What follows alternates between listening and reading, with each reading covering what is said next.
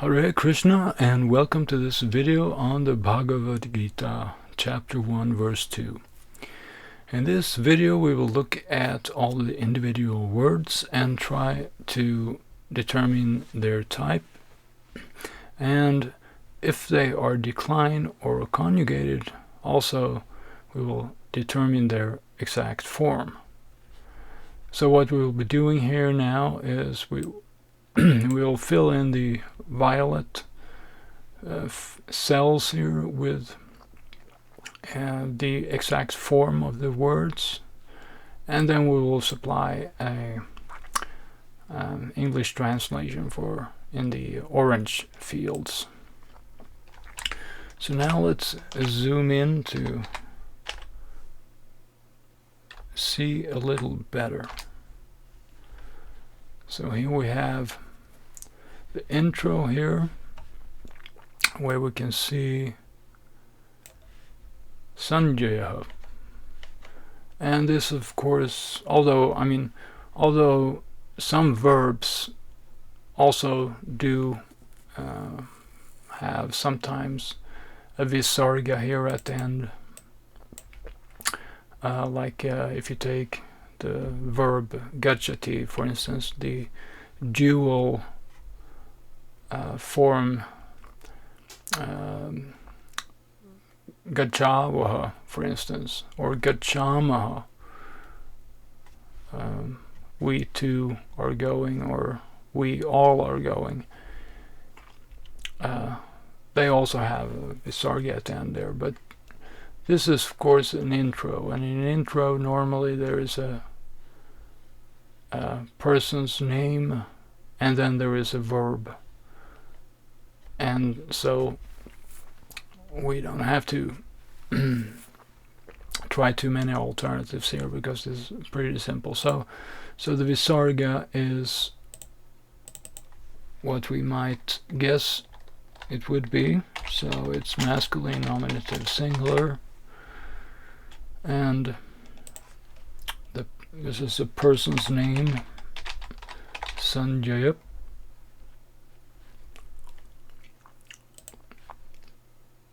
And yes, that's correct.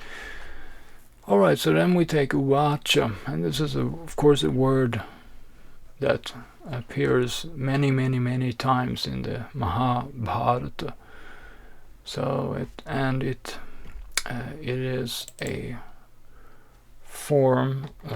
This is a third person singular, perfect indicative active, and it means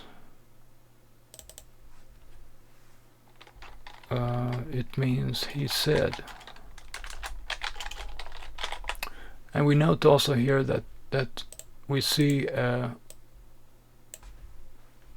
vach here in the middle, and that's because it comes from the root vach.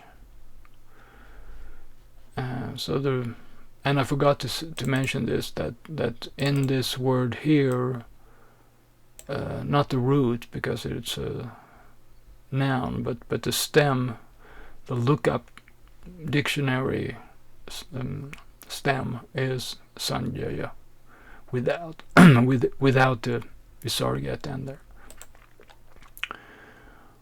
All right, so let's go to pada number 1, the real first line here. So we have drstva, and so here we have a typical gerund ending, drstva, and so that means that we have a gerund, which is a participle, and it's an indeclinable participle, so it never changes. You never add any you don't add any declension here to signify like a pointer to the person doing the drstva in the main clause, but you leave it, you just always the same ending here. So, and And the root is, of course, drish. And it means, the standard translation is having seen here. But we may note here that the gerunds sometimes are not translated in their perfective, like having a perfective aspect here as having seen. But sometimes they're translated in a more contemporary, or how should I say, contemporaneous, or ongoing fashion. So some translators you may find translating it as this, seeing, instead. But I'm not going to do that here. I'm trying to do a more a simple mechanic translation that is fairly easy. Okay, so then we have the word to. And to can be understood in many ways. And some translators say that means indeed or certainly. And that is then something that I cannot really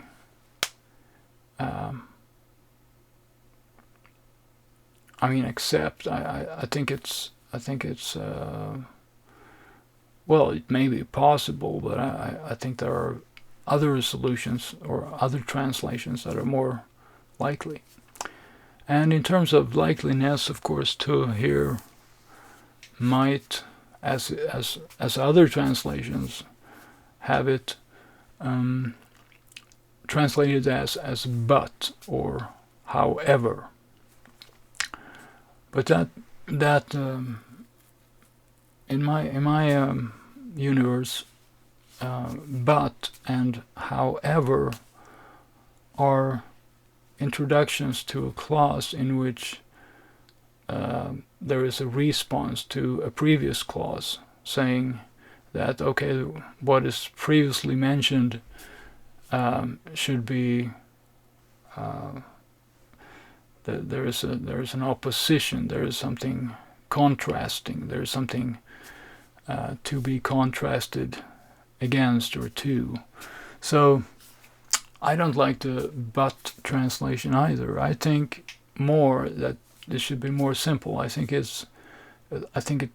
the right translation is one of those that are listed in Apte's Sanskrit composition, namely the one in which he talks about to being translated as now or and now, and where he gives an example, like a story, it's like a storybook beginning, that and now once upon a time, like that. So I find it better to just say now here. It's short and pithy, you could say. And now go on to the next word, which is a little, or is two words. It's a compound. So we have this hyphen here. Oh, I forgot to mention this. We have to fill in that it is an enclitic and an indeclinable. And that is, by enclitic, we simply mean that it leans on the previous word in terms of like its physical position in the sentence. So to never stands as word number one, counting from the left. So it's never here, it's always position 2. So there's always something to lean against there. So therefore enclitic. And then it's an indeclinable, so it never changes its ending. So it's always 2 and nothing else. Alright, back to pandavanikam. So here we have 2 words, and one can analyze this perhaps in different ways, but my analysis is simply that this is a tat-purusha compound, and that therefore the main word is this one, anikam. And anikam is, first of all, it's declined, so we have an M here, and the declension is accusative singular. And anikam, if you look it up, it's neuter, and it is a noun. So it's a neuter noun in accusative. Now it could of course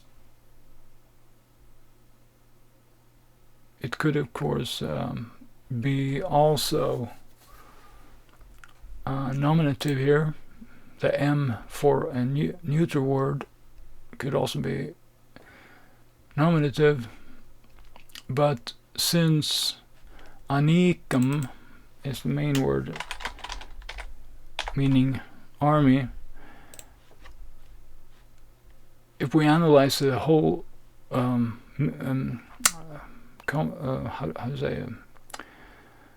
the sentence or this clause, we see that Pandava anikam is the object of drstva.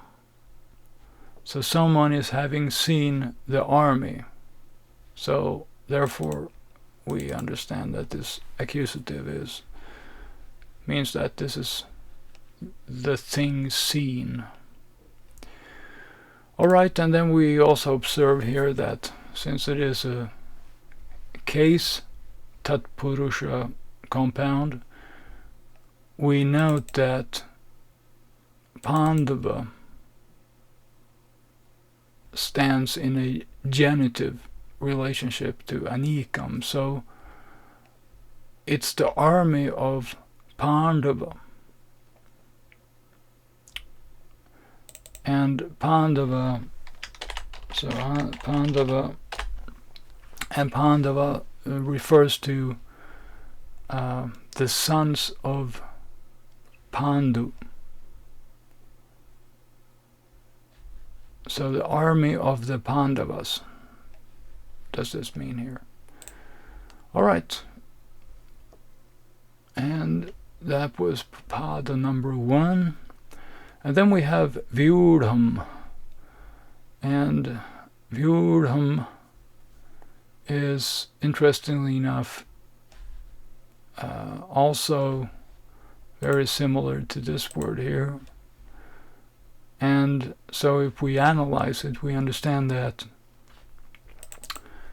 this is an adjective, and it has exactly the same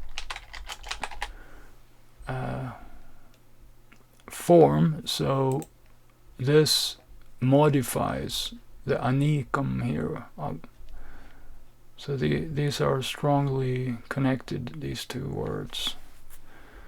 And the translation, there are many possibilities here, but one is that the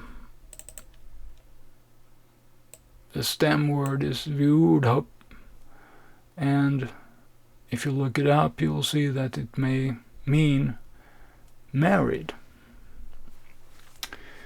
And of course this is not the sense in which it is used here, but rather we should treat it as arranged, or some say arrayed. But the whole point is that it's a military formation that is it's concerning.